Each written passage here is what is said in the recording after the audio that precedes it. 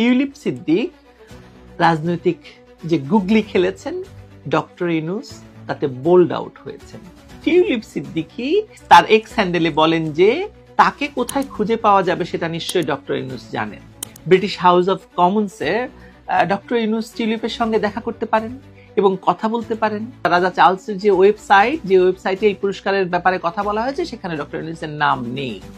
দেশে বিদেশে এত বছর যে সুনাম তিনি কামিয়েছিলেন, 10 মাসে রাষ্ট্র শাসন করতে গিয়ে ডক্টর ইউনূস তার অনেকটাই হারিয়ে ফেলেছেন। এমনকি নোবেলের মর্যাদাও তিনি নষ্ট করে ফেলেছেন ইতিমধ্যে।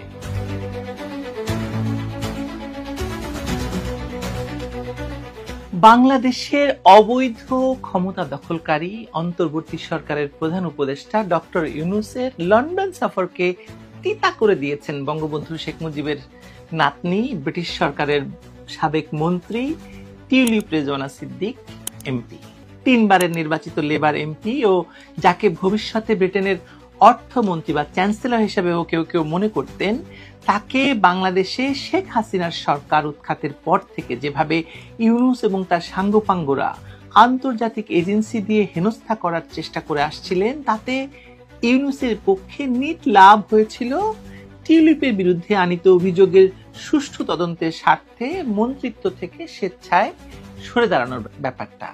অথচ দেখুন, একজন বাংলাদেশি মেয়ে হিসাবে, বাংলাদেশি বাঙালি নারী হিসাবে ব্রিটিশ সরকারের এত উচ্চ পর্যায়ে যাওয়ার সক্ষমতা এখনো কেউ অর্জন করেনি।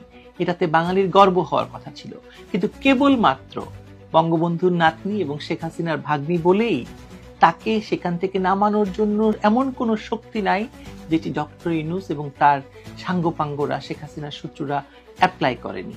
এতেই ইউনূসপন্থীদের চূড়ান্ত বিজয় অর্জিত হয়ে গিয়েছে বলে মনে করেছিলেন অনেকেই। দেশে দেশে এই বিজয় উৎসব পালিত হয়েছে ইউনূস শিবিরে। কিন্তু হঠাৎই টিউলিপ সিদ্দিকী এমপির একটি চিঠি গণমাধ্যমে শোরগোল ফেলে দেয়। তাতে তিনি উল্লেখ করেন যে যেহেতু বাংলাদেশে তার বিরুদ্ধে ইউনূস সরকারের বশংবদ দুর্নীতি দমন কমিশন অভিযোগের তদন্ত শুরু করে আন্তর্জাতিক মিডিয়াতে সেসব ফলাও করে প্রচার করছে এবং বহুবার যোগাযোগ করেও দুদকের কাছ থেকে কোনো সাড়া মিস সিদ্দিকী পাননি, সেহেতু ডক্টর ইউনূসের লন্ডন সফরকালে ইউনূস যেন তার সঙ্গে দেখা করার সুযোগ রাখেন, যাতে তিনি তার নির্দোষ হওয়ার প্রমাণাদি বিষয়ে অন্তত আলাপ করতে পারেন অথবা তাকে জানাতে পারেন। এতেও ইউনূস শিবিরে আরেকবার সেলিব্রেশন শুরু হয়, আনন্দ শুরু হয়। এই যে দেখো দেখো শেখ হাসিনার ভাগ্নি এবং এখন ইউনূসের পায়ে ধরতে চাইছে, এরকম স্ট্যাটাস দেওয়া হয়েছে সামাজিক যোগাযোগ মাধ্যমে। এই মাধ্যমের মাঝেই টিউলিপ সিদ্দিকী তার এক্স হ্যান্ডেলে